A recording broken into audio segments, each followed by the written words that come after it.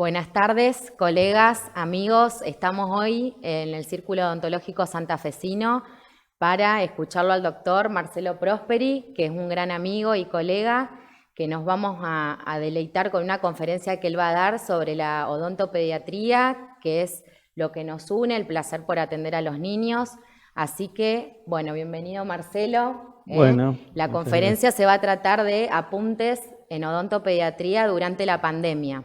Así que cuando vos quieras, Bueno, empezamos. gracias. Bueno, agradezco esta oportunidad que me ha dado la Comisión Científica del Círculo de tenerme en cuenta para este grupo de conferencias. Y bueno, cuando me plantearon a ver de qué tema quería hablar, un poco estuve investigando y averiguando y viendo qué es lo que había pasado en estas primeras semanas que se abrió la atención odontológica para urgencias, específicamente que era lo que había de material y cuál iba siendo mi experiencia, que es muy poca por supuesto en estos días, con respecto a la odontopediatría durante la pandemia. ¿Qué elementos tenemos que tener en cuenta específicamente los odontopediatras en este caso y con esta enfermedad que es el coronavirus? Los patrones epidemiológicos y clínicos del COVID no son claros, especialmente en los niños. En este estudio que se hizo en 2.143 niños en China, entre el 16 de enero y el 8 de febrero, justamente en China donde se originó esta enfermedad, se encontró que los síntomas en los niños eran mucho menos severos que en los adultos y que prácticamente el 90% de los niños que se enfermaban cursaban la enfermedad de una forma asintomática, leve o moderada. Prácticamente el 4,4% no tuvo síntomas, el 50% tuvo una enfermedad muy leve y el 38% tenía síntomas moderados. De los niños con síntomas, solamente el 0,6% pasó a la etapa de dificultad respiratoria aguda, o sea, a una forma grave de la enfermedad. Pero por supuesto existen grupos de mayor vulnerabilidad, que son los menores de 1 año. Estos bebés tenían la enfermedad un poco más grave que el resto. Y, por ejemplo, comparándolo con los adolescentes, los mayores de 15 años, solamente el 3% cursaba la enfermedad de una forma grave. Por supuesto que los niños con afecciones subyacentes, con enfermedades congénitas u otro tipo de patologías diagnosticadas, podían llegar a ser más vulnerables. Algunas de las hipótesis de por qué se produjo esta situación es que, bueno, tuvieron menos exposición al virus debido a que las actividades de los niños fueron restringidas por el cierre de las escuelas y también debido a que al ser la sintomatología más leve no se realizaron pruebas diagnósticas y por lo tanto puede haber un subregistro de la población pediátrica infectada.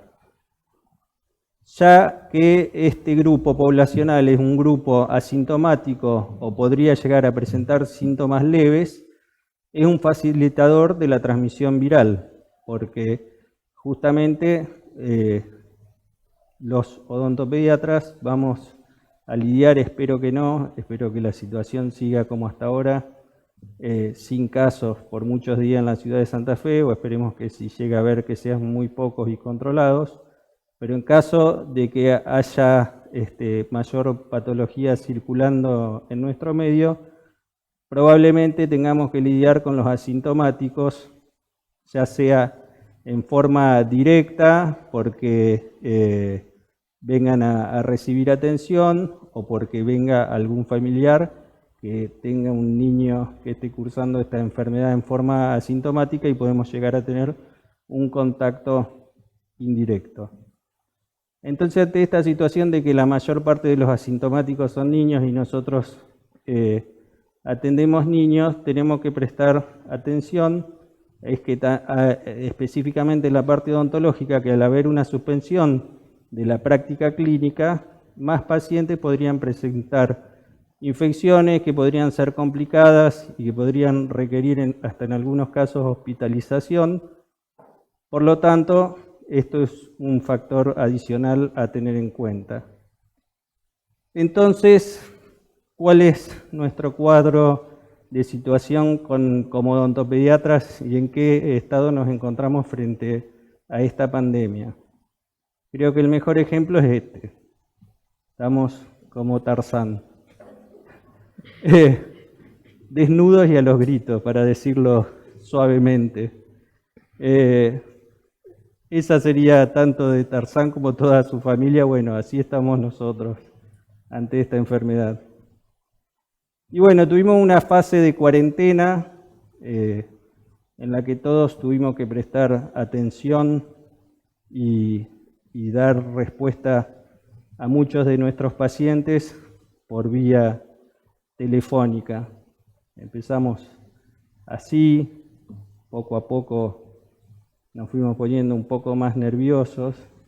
Ya para los últimos días de la cuarentena ya estábamos con los pelos un poco volados y ya para los últimos ya prácticamente llorábamos cuando nos enterábamos que teníamos algún llamado. Pero tenemos que tener en cuenta que mantener el contacto con nuestros pacientes y con los padres de nuestros niños durante la cuarentena tiene que haber sido efectivo seguramente y que es importante mantener ese contacto. Muchos de esos pacientes, luego de que se abrió la atención, nos han informado que no van a venir al consultorio al menos por un tiempo o hasta que se sientan más seguros. Entonces me parece una buena idea tener en cuenta, ya que nos conectamos mucho por WhatsApp o por otros medios telefónicos, pasarle a nuestros pacientes una serie de consejos que son importantes que tengan en cuenta en caso de que haya mayor difusión del virus. Y es una forma de mantenernos comunicados. Estos aspectos a tener en cuenta específicamente, ya que la transmisión del virus se hace a través de la saliva, entre otros medios, es que nunca se debe compartir el cepillo dental, algo que todos saben, los adultos, pero los niños muchas veces no. Es importante que en caso de que el niño necesite ser asistido al momento del cepillado, el adulto se debe lavar las manos, el chico también, ya que el virus se transmite al tocarse la cara y la boca. Hay que hacer una rutina de lavarse las manos, lavarse los dientes, usar hilo dental, lavarse la cara y volver a lavarse las manos. Ese debería ser el proceso que involucra el cepillado de dientes. Primero lavarse las manos, después los dientes, usar hilo, después lavarse la cara y nuevamente lavarse las manos. Eso sería una forma de cortar la transmisión del virus al momento del cepillado. Otros aspectos a tener en cuenta es que se debe lavar el cepillo con agua tibia después de cada cepillado, ya que el virus es lábil a temperaturas altas. Utilizar soportes individuales para los cepillos, para que no se esté tocando un cepillo con el otro. Y que estos soportes individuales deben lavarse frecuentemente con agua tibia y jabón. Y en caso de compartirse el dentífrico, la pasta de diente, no debe servirse directamente el dentífrico en el cepillo, sino que lo más conveniente sería tener una cucharita de té, por ejemplo, y cargar la pasta en la cucharita, después pasarla al cepillo y después lavar la cucharita, en lugar de ir repicando con el cepillo con la pasta por todos los cepillos. Y por supuesto, si cursa algún tipo de enfermedad viral o bacteriana, descartar ese cepillo de diente, porque si no, tenemos un punto de contagio, un medio de acumulación de virus y bacterias para seguir replicando este virus. Y cuando llegamos al consultorio, ¿De qué hablábamos? Por eso destaqué de qué hablábamos antes en la relación del odontólogo con el paciente niño. Era muy importante la primera impresión, era fundamental la primera impresión que dábamos al niño y a los padres, y que debíamos manejarnos con una psicología de acuerdo a la edad de cada niño. Eso era lo que pretendíamos hacer en su momento. Esta primera impresión demora entre 7 y 30 segundos en formarse. Cuando conocemos a cualquier persona o cuando cualquier persona nos conoce a nosotros, entre 7 y 30 segundos se forma una opinión de nosotros. Es inevitable que se produzca esta primera impresión y por suerte es reversible. Pero no lleva tan poco tiempo revertir esa primera impresión. Entonces probablemente los chicos iban al consultorio en su momento, con su fantasía, pensando que se iban a encontrar con el hada madrina de Cenicienta, y se encuentran con esto. Y salen corriendo los chicos. Entonces, yo de acá saco dos conclusiones. Primero, que el blanco no me queda bien, no luzco. No se te ve la cara de las antiparras. Eso está bueno, que no se me vea la cara, porque si no agregaría un factor de temor, pero bueno, es lo que hay.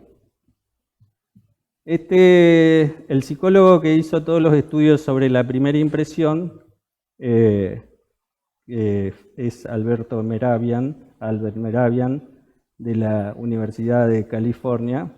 Llevó a cabo experimentos y bueno, de esta serie de experimentos sobre comunicación encontró que solamente lo que se dice en sí, la palabra, tiene un 7% de importancia en la comunicación. El otro 38% de importancia se le atribuye a la voz, a la entonación, a la proyección, al volumen. Y el 55% restante es el lenguaje corporal, el gesto, postura, movimiento de los ojos, respiración, todo eso. Bueno, que nosotros en esta situación de andar con estos nuevos disfraces, lo perdemos. Entonces, bueno, después le voy a decir algunas posibilidades como para evitar esa primera mala impresión. Estas técnicas orientadas al comportamiento, bueno, deben ser adaptadas de manera individual a cada chico, porque por supuesto cada chico es un mundo de acuerdo a su edad y de acuerdo a sus experiencias anteriores, y tenemos que tratar de brindar una actitud positiva, segura y proporcionar tranquilidad. El objetivo es disminuir el miedo y la ansiedad del niño y bueno, y promover la comprensión de la necesidad de salud oral y cómo obtenerla.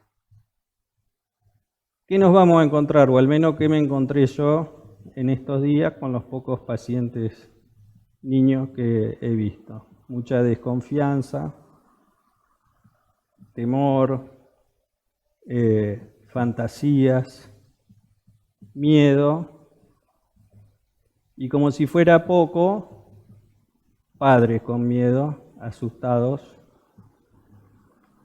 ante el cuadro de situación. El miedo en general está relacionado a objetos específicos, bueno, representa la reacción ante estímulos externos concretos y es una reacción emocional normal frente a estímulos amenazantes, como por ejemplo puede ser la nueva situación odontológica que es desconocida. Siempre hablamos de la motivación y se cree, el que no hace odontopediatría, que la motivación se hace en la primera consulta y que dura para toda la vida. Bueno, la situación actual odontológica implica que vamos a tener que hacer una nueva motivación, porque los chicos se van a encontrar con cosas nuevas dentro del consultorio, en nuestro aspecto, dentro de lo que pueden hacer y lo que no pueden hacer. Por lo tanto, vamos a tener que hacer una nueva motivación y una nueva puesta a punto. Si tomamos en cuenta el miedo de los niños según su edad, bueno, los más chiquitos, 0 a 6 meses, tienen miedo a los ruidos fuertes, a caerse, a los extraños. Entonces ahí califico como factor de miedo. Los que son un poquito más grandes, que bueno, entre menores de 1 año, entre 7 y 12 meses, que ya podemos llegar a ver alguno en el consultorio. Esperemos que no, pero bueno, en situaciones de urgencia no sería muy deseable. No les gusta bañarse, separarse de la madre, a los desconocidos, así que vuelvo a entrar, a los ruidos fuertes y a las alturas. Los que tienen entre 1 y 4 años tienen miedo al abandono, a la oscuridad, a los ruidos fuertes, a los payasos, así que ahí también entro. A Papá Noel, que es cuando me pongo el ambo rojo. A los cambios, a las tormentas y a los animales grandes, que también entraría en esa categoría. Y los de 4 o 8 años tienen miedo a los monstruos, a las guerras, a los miedos más concretos, insectos, perros, al abandono, a sufrir heridas, al dolor, a estar solo. Al igual que los de 8 a 12 años, ya tienen más miedos a heridas, a la muerte, al suspenso, al fracaso, que ya están más orientados en relación a la enfermedad en sí. Una preguntita, Marce. Dice el doctor Raúl Eli, ¿nos vestimos antes o después de recibirlos a los chicos? ¿En qué momento nos disfrazamos? ¿En qué momento le explicamos que nos vamos a vestir o ya los recibimos vestidos? Ahora, si en un momentito lo explico. Bueno. Espere, doctor, entonces. La diapositiva que sigue. Estrategias frente al miedo en los más chicos. Dado que la sala de espera debe estar desocupada, es un buen ámbito para tranquilizar. Entonces salimos a la sala de espera sin el disfraz, como somos normalmente. Al estar en la sala de espera tiene que haber una sola persona, nos podemos sentar en la sala de espera y empezar a hacer la motivación en la sala de espera, presentarnos si es un paciente nuevo, si es un paciente antiguo, contarle qué es lo que va a pasar. Yo lo que hice en estos días fue plantearle que nos íbamos a disfrazar. Le doy al chico para que se ponga una cofia para entrar al consultorio. Se agrega el problema que hay que intentar de que ingrese solo al consultorio. En chicos muy chiquitos necesitan la compañía muchas veces de un adulto, más en esta situación, que muchos capaz que la primera salida que hacen a la calle es para ir al consultorio. Entonces, le podemos plantear que esto es un juego y que los dos nos vamos a disfrazar. Y siempre contarle lo que vamos a hacer antes. De esa manera se amortigua el efecto del atuendo. En los más grandes, que la preocupación específicamente es más la enfermedad que lo que yo tenga puesto o mi persona en sí, el hecho de hacerle lavar las manos con alcohol en gel, más que se haga el buche con agua oxigenada antes de atenderlo, contribuye a que le demos tranquilidad y a demostrar que estamos haciendo las cosas bien. Otro problema que me encontré, los pacientes que ya tienen confianza, el que toca todo. Ahora tenemos todo forrado, la ropa, el equipo, todo, y viene un chico y se pone a tocar todo. Otra salía a la sala de espera y estaba llorando desconsoladamente, no sabía por qué, y era porque no le gustaba cómo le quedaba la cofia. Con esas cosas lidiamos los odontopediatras habitualmente. Y bueno, fíjense, mi tercera sobrina nieta, Vera, el uso que hizo del barbijo, que lo tiene puesto de gorrito en vez de barbijo. Hay cosas que los chicos es difícil hacerle entender. El uso de los enjuagues bucales antes del tratamiento que está indicado, sí. El uso de enjuagues bucales que está indicado, bueno, yo les pediría a ustedes que se lo hagan al buche con agua oxigenada al 1%, para que sepan qué gusto tiene y para que puedan transmitir al paciente esa sensación. En los chicos que no se pueden hacer el buche, está indicado con un rollo de algodón o una gasa, pasar la solución embebida por la mucosa y por los dientes. Específicamente, ¿qué tratamientos vamos a realizar?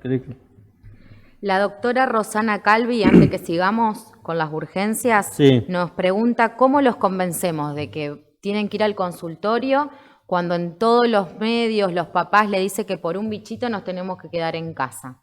Entonces, ¿cómo resolvemos que va a ir al consultorio a tratarse y que no le va a pasar nada, que se queden tranquilos? Yo creo que los pacientes, los que yo he atendido, han demandado la atención. No es que yo lo he llamado para que vengan Claro. a atenderse. O sea, lo que estamos atendiendo es a demanda y no son pacientes que lo estoy convenciendo para que vengan a atenderse, a hacerse controles. No le damos el turno para que vayan. No. Solicita la atención Claro, por algo que le está claro, pasando. Claro. Después lo que tenemos que dar a los padres, sobre todo, es tranquilidad, que vamos a tomar todas las medidas preventivas, de bioseguridad y de atención para que asistan a la consulta. Muchas se resuelven telefónicamente, pero en principio lo que tenemos que hacer es transmitir tranquilidad y, bueno, atender lo que se puede atender en estos momentos, que son urgencias. Para eso está el triage, que también hacemos Exactamente. telefónicamente, para que los padres se queden tranquilos de que van a ser atendidos de la mejor manera posible y con la mejor seguridad posible. Sí. Y bueno, los tratamientos a realizar que podemos encontrar, que podemos realizar con más frecuencia, las urgencias, los traumatismos en estos momentos están a la orden del día, dado que los chicos están en la casa, están encerrados, están rebotando contra las paredes de la casa y hay mucha cantidad de traumatismos que se están viendo. Y bueno, en otros pacientes que ya venían de hace tiempo con atención, pacientes con caries de la primera infancia o con una situación bucal complicada, si uno los deja 1 o 2 meses sin atención, probablemente vamos a tener más cantidad de infecciones y de inflamación. De acuerdo a la edad, por supuesto, es la frecuencia de distintos tipos de accidentes. Los niños menores de 6 meses, dado que tienen poca autonomía, están propensos a menor cantidad de lesiones, sobre todo las lesiones pueden ser que se caigan de la cama, en un descuido, que se caigan de la sillita o algún accidente en un auto como pasajero, pero no serían los que sufren más cantidad de accidentes. Los niños que tienen entre 6 y 12 meses empiezan a movilizarse, empiezan a gatear, empiezan a tratar de pararse agarrándose de objetos, empiezan a dar sus primeros pasos, empiezan a ser temerarios con el agravante de que no tienen conciencia del peligro, entonces es más frecuente que sufran lesiones por golpes, caídas, intoxicaciones, atragantamientos y siempre están frecuentes los accidentes de tráfico como pasajeros. Esta también es Vera, mi sobrina nieta, que durante la cuarentena se partió un incisivo inferior. Por suerte fue una fractura pequeña, pero es muy frecuente este tipo. Está empezando a dar sus primeros pasos y bueno, aterrizó. Los niños de 1 a 3 años ya tienen mayor movilidad y autonomía, ya empiezan los juegos, ya empiezan a tener un poco más de independencia, pero todavía no tienen bien desarrollada su motricidad, entonces es más frecuente los golpes y las caídas. Y en este caso, cuando son así tan chiquitos, las caídas por lo general no derivan en una fractura, sino que derivan en una abulsión, porque el hueso es más blando y porque por la anatomía de los dientes temporarios es más frecuente que estos dientes se avulsionen o se luxen. Ya cuando es un poquito más grande, entre los 3 y 6 años, en esta etapa es cuando hay que tener más cuidado con la prevención de accidentes, porque tienen mucho más movilidad, actividad física y muy curiosos y ya empiezan a hacer cosas peligrosas como pararse arriba de una sillita con rueda o hacer pruebas. Entonces los golpes y las caídas son más frecuentes y es una etapa complicada. Después, a partir de los 7 a 12 años, ya empiezan a tener más actividad relacionada con los deportes. A veces las prácticas deportivas no están debidamente protegidas, sobre todo en los deportes de contacto, y que muchas veces no miden la fuerza o el grado de contacto, entonces también podemos llegar a encontrar traumatismos en esta edad de bastante severidad. Y después los mayores de 12 años en la adolescencia, cuando empiezan a tener más independencia, y bueno, acá empieza a haber lesiones también por deportes y también lesiones por peleas, como este chico que volvió de un baile con un diente menos. Uno lo cuida muchas veces toda la vida para que tenga la boca sana y aparece un día así, y bueno, son cosas que se pueden ver.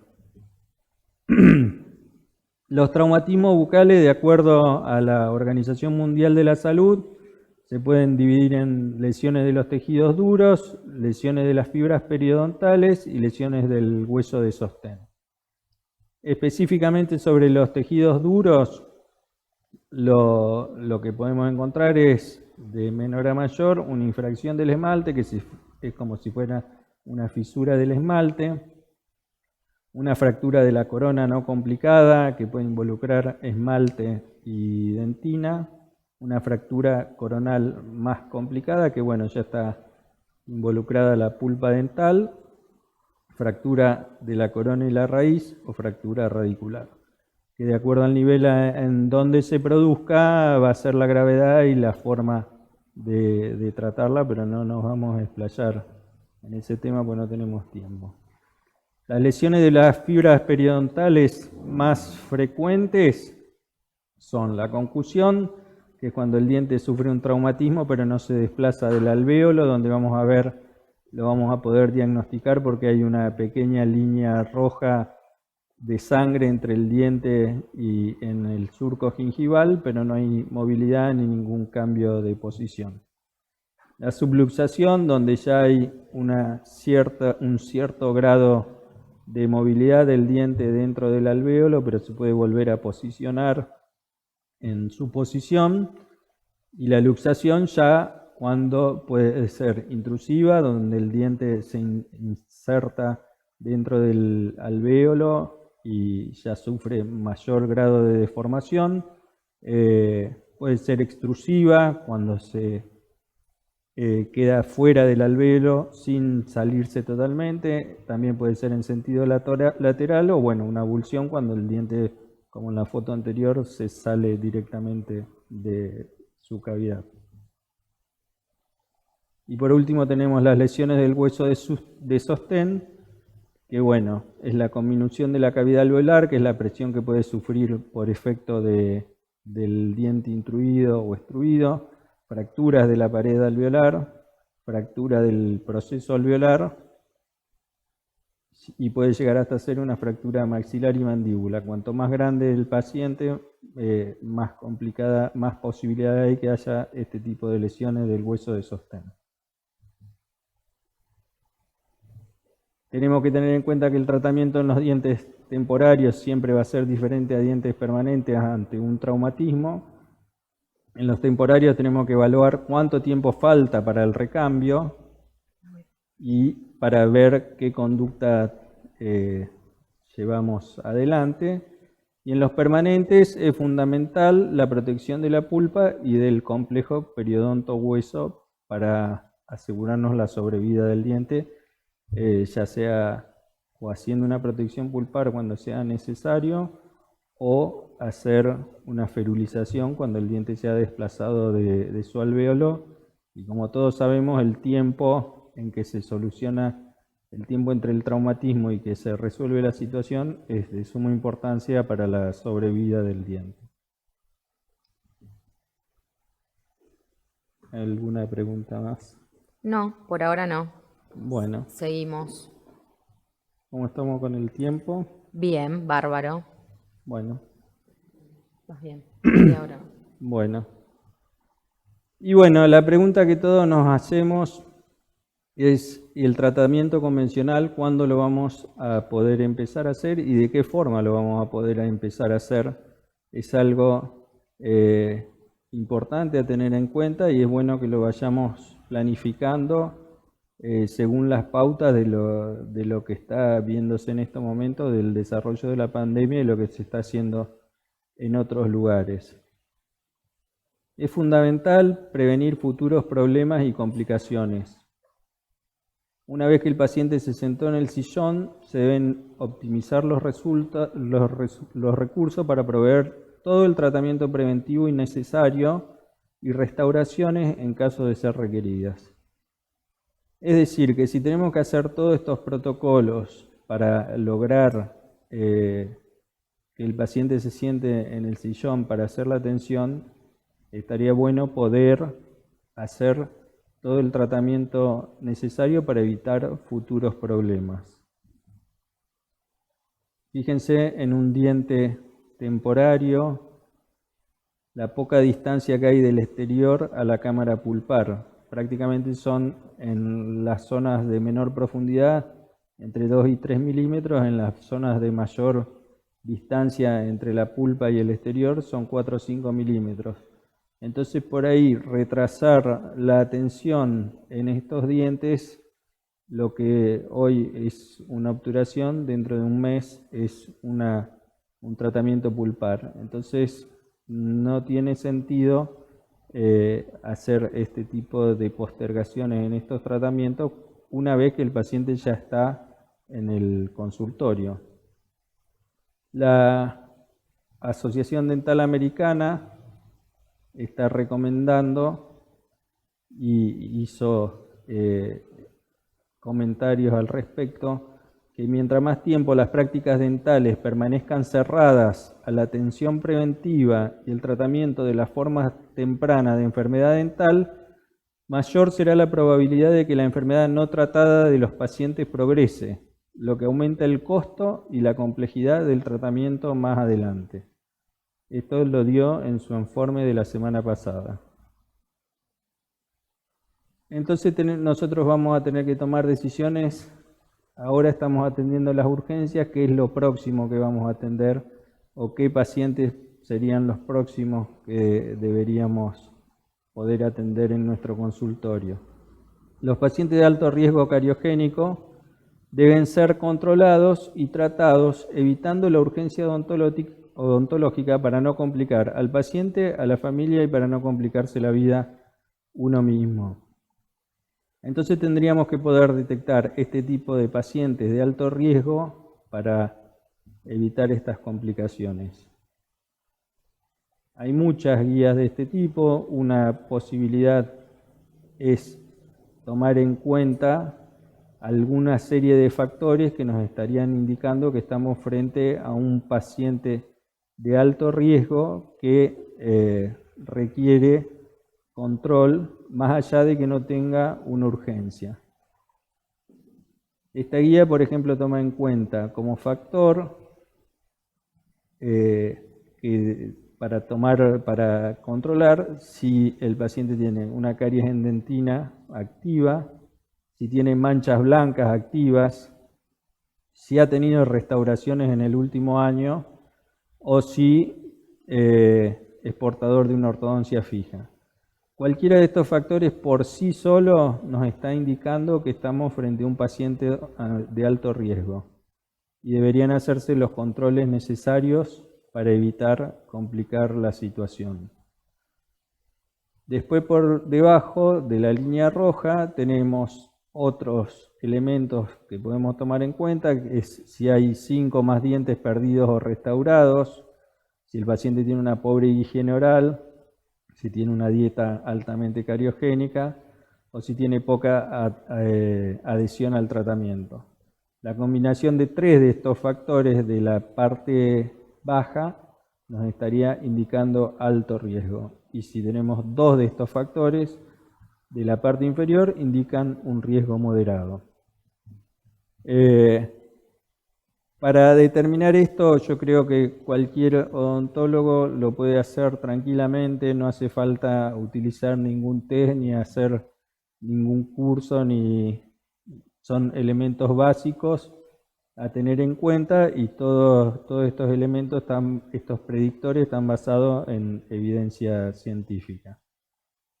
Ahí para ver mejor, caries en dentina, mancha blanca activa, restauración en el último año y ortodoncia fija indican alto riesgo y deberían recibir sus controles periódicos.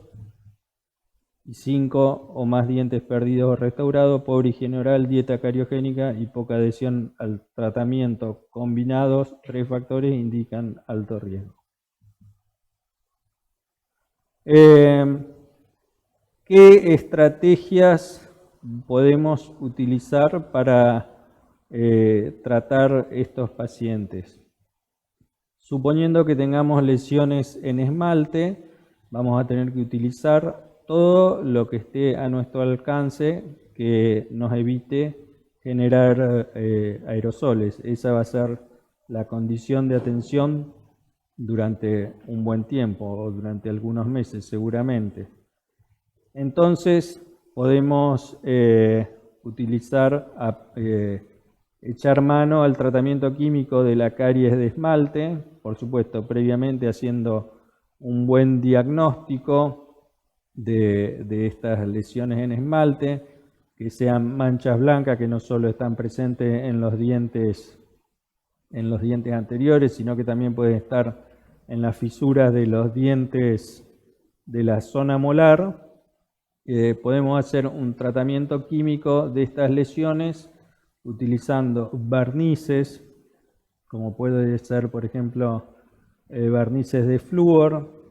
Podemos usar fluoruro diamínico de plata, o podemos usar también el caseinato de la leche, que es el Recalden, con buenos resultados y con buen pronóstico.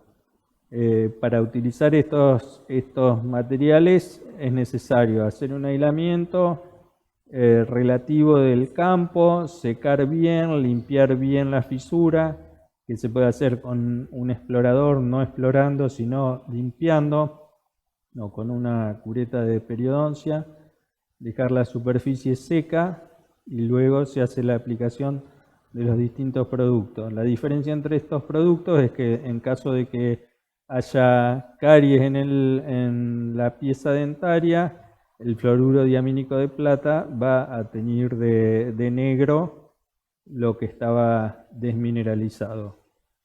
Con muy buen pronóstico y buen suceso, cada vez se está utilizando más en Estados Unidos, ha sido como un boom en estos últimos años a partir de que habilitaron el uso. Antes no estaba permitido, pero bueno, por supuesto que es un producto que en nuestro país se usa desde hace muchísimos años, y en otros países como Japón, que fueron los que lo desarrollaron, también tiene mucha evolución. La ventaja que tiene este producto es que al tener sales de plata, después es una superficie difícil de colonizar por las bacterias.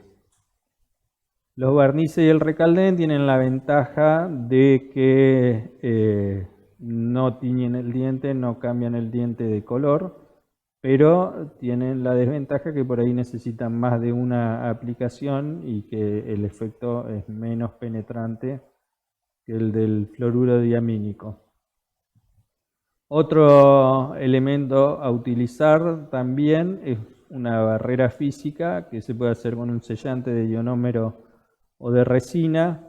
La ventaja del sellante con ionómero es que no necesita tanto, la superficie esté tan seca, y la ventaja también que tiene es la liberación de flúor con respecto a la resina. Si bien hay sellantes de resina que dicen liberar flúor, la resina es una matriz plástica, entonces la liberación de flúor es mucho menor que lo que puede hacer el sellante.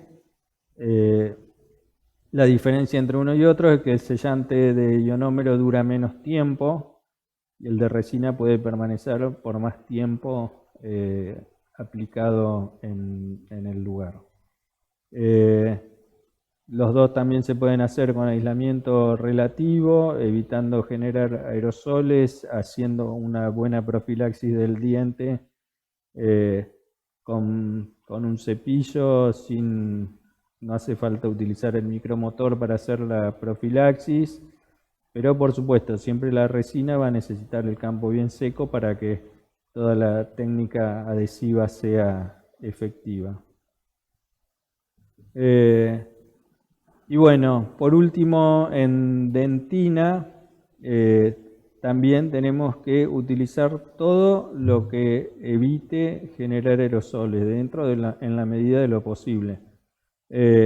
Para eso tenemos excavadores y cucharillas que en dientes temporarios como en dientes permanentes jóvenes son excelentes eliminadores de caries sin necesidad de utilizar micromotor, ni turbina, ni ningún otro elemento. Estos instrumentos, por supuesto, necesitan, al igual que todos los instrumentos de mano, necesitan ser afilados periódicamente, porque si no es lo mismo que un bruñidor, no actúan. Se pueden afilar perfectamente de la misma forma que las curetas de periodoncia. También podemos recurrir al tratamiento químico de la carie de dentina con el producto Brix que se produce acá en la Argentina, que hace un reblandecimiento de la caries. Es un producto que hay que revisar por ahí el uso, eliminar las capas superficiales de la caries directamente con la cucharilla y aplicar este producto ya en el fondo de la lesión para que reblandezca lo que no se puede sacar fácilmente. Pero bueno, es un producto que está en desarrollo, pero tiene un buen futuro aparentemente y es derivación de otros productos que se vinieron haciendo de este tipo, como Carisol, Papacaries y otros que se han desarrollado en otras partes del mundo. Otra forma para abordar la caries de dentina es la técnica stepwise de eliminación de caries, que consiste en ir sacando por etapas, para evitar hacer la comunicación con la cámara pulpar. Por supuesto, tanto esta como la técnica de remoción selectiva de caries se pueden aplicar en dientes que clínicamente no tengan síntomas de pulpitis, si no, no hay nada que hacer. Esto es para dientes que tengan cavidades extensas, profundas, pero que no esté comprometida la pulpa en forma certera, o sea que tengamos sintomatología de dolor provocado al frío o al calor, pero que no sea persistente, que no haya dolor a la percusión, todo lo que hacemos para diagnóstico pulpar. En estos casos que vemos que son cavidades profundas, que seguramente si hacemos anestesia y nos podemos limpiar con la turbina, vamos a terminar en la cámara pulpar, se pueden utilizar estas técnicas. La stepwise consiste en eliminar las primeras capas de la carie hasta llegar a esa dentina que sabemos que está contaminada pero que es más seca. Luego se hace una obturación temporaria con un material que puede ser ionómero de vidrio o puede ser IRM, teniendo en cuenta que todos los materiales que contengan eugenol van a terminar afectando la adhesión después en su momento. Pero en la técnica stepwise no sería tanto problema porque lo que vamos a hacer es dejar actuar el material, dejar que el proceso, darle la oportunidad a la pulpa de que forme dentina terciaria y luego volvemos a abordar la lesión y sacamos por capas, volvemos a sacar, a profundizar un poco más y se pueden hacer hasta 2 o 3 ingresos y de esa forma se le da la oportunidad al diente de que se defienda y de que haga su propia barrera. La técnica de remoción selectiva de caries se basa fundamentalmente en aislar el medio dentario interno, la dentina interna que está infectada.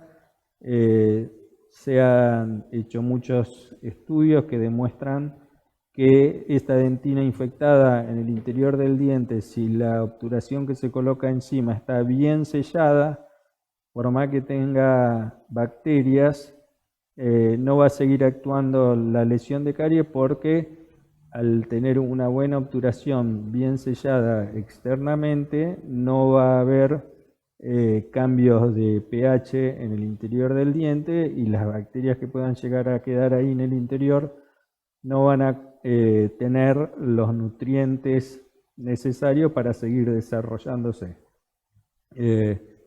Esta técnica se ha probado mucho. El doctor Borba y Araujo, que estuvo el año pasado visitándonos, es uno de los precursores de este tipo de técnica y tienen estudios de muchas formas y con muchas variables y bueno, han demostrado que es sumamente efectivo para el tratamiento de este tipo de lesiones. La contra que tienen las dos es que en estos dos casos la obturación posterior tiene la complicación de que la técnica adhesiva y la calidad de la adhesión que se logra a esta dentina parcialmente cariada no es tan buena como sería en el caso de una dentina sana. Bueno, te paro, Marce, para preguntarte. Acá el doctor Raúl Eli nos pregunta si una vez que anestesiamos al paciente en un cuadrante lo tratamos al cuadrante entero y cada cuánto aproximadamente hacemos esta técnica de stepwise. Yo diría, si es posible, no solo trabajar por cuadrantes, sino fijar otro tipo de prioridades dentro de la boca. No apuntaría tanto al cuadrante, sino que apuntaría en principio a lo que se me puede llegar a complicar. Él pregunta si nos guiamos por las radiografías también. Las radiografías son muy importantes, el uso de radiografías by-wing, por ejemplo, es muy importante, nos da una pauta de si hay algún tipo de mecanismo reparador por parte de la pulpa, la profundidad de la lesión y bueno, también nos da la posibilidad de hacer un buen diagnóstico en las piezas contiguas, porque por lo general cuando tenemos lesiones proximales en un lugar de la boca vamos a tener en varios. La doctora Nepote Valeria nos pregunta sobre el BRICS. Bueno, el BRICS es un producto que actúa reblandeciendo la dentina infectada. Se aplica el producto y actúa aproximadamente, se deja actuar unos 2 minutos y eso reblandece la lesión y la indicación dice después utilizar un material, utilizar un instrumento romo para remover la lesión de a poco. El problema que yo le veo al BRICS, que lo he usado bastante, es que es un material que no es parejo. A veces uno compra y viene celeste, a veces lo compra y viene verde, a veces viene medio líquido, a veces un poco más seco. O sea, lo que he visto es que no tiene, no es parejo en su producción, pero es un material interesante, sobre todo para trabajar en ese tipo de lesiones que están blandas y que están profundas. Y nos quedan 2 preguntas pendientes. La doctora Lorena Mam pregunta, a raíz de la ficha que vos mostraste para determinar el riesgo, si el control de ortodoncia hay que realizarlo, aunque no sea una urgencia. Esa es una pregunta. Y la doctora Ana Fagioli nos pregunta con qué se obtura en caso de remoción selectiva. Bueno, con el tema del tratamiento de ortodoncia, a mí me parece que el paciente que está con aparatología fija es un paciente de alto riesgo y que debería poder atenderse en la próxima etapa que se abra la atención odontológica a más allá de los pacientes de urgencia. Por supuesto que no podemos decir que un paciente con ortodoncia fija sea un paciente de urgencia, pero sí podemos decir que es un paciente de alto riesgo y que va a necesitar atención inmediata porque si tomamos en cuenta la cuarentena ya son pacientes que hace 2 meses que están sin atención. Está bueno en esos pacientes también repasar, agarrar el teléfono, darle todas las pautas de la parte de limpieza, de higiene, no está de más dar ese tipo de consejos. Que es la complicación que por ahí tenemos con los niños, que nosotros justamente hacemos todo lo posible para que no llegue a una urgencia. Exactamente. Entonces es fundamental en esta época tener en cuenta, porque estamos complicados con eso, o sea, los estamos exponiendo a que de un tratamiento sencillo terminemos en algo que no es tan sencillo y en eso termine en algo más complicado que puede ser una urgencia. Y la otra pregunta era... ¿Con qué obtura en la remoción selectiva? Bueno, en la remoción selectiva en realidad se puede usar cualquier material de obturación definitiva. Puede ser un ionómero de vidrio, de restauraciones, auto o foto. La diferencia entre el ionómero de restauraciones auto o foto es que el de foto curado tiene mayor contracción, tiene más contracción de polimerización que un composite, entonces es un material que crea mucha tensión interna dentro de la cavidad. A lo mejor ahí sería preferible utilizar un ionómero auto de restauraciones, dado el tamaño de la cavidad, por supuesto, y si involucra o no la zona de contactos oclusales, y si no, se puede utilizar perfectamente un composite, asegurándose que la periferia de la cavidad tenga esmalte de buena calidad, que va a ser en realidad el que nos va a dar el sellado para poder hacer un buen grabado ácido, y sabiendo de entrada que la adhesión a la dentina no va a ser de la misma calidad que en una lesión con tejido sano.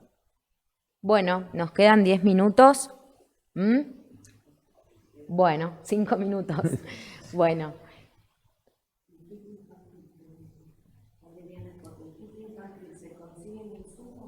Kit infantil. ¿Cuál sería el...? Valeria, le podés poner unos dibujitos al camisolín si querés el kit Eso infantil. Eso está bueno. Para motivarlo, todo suma para motivarlo. El mío creo que ni con dibujito lo arreglo, pero bueno, probablemente debe ser, ese es de insumo, el que yo tengo puesto en la foto, el blanco es de insumo. Bueno, si no hay más preguntas, le vamos a dar las gracias a Marcelo.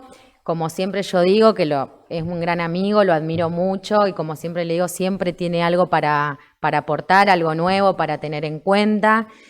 Con respecto a la odontopediatría, bueno, como venimos hablando, estamos en tiempos bastante complicados. Tenemos que tratar que nuestros pacientes, como dijimos, no lleguen a la urgencia.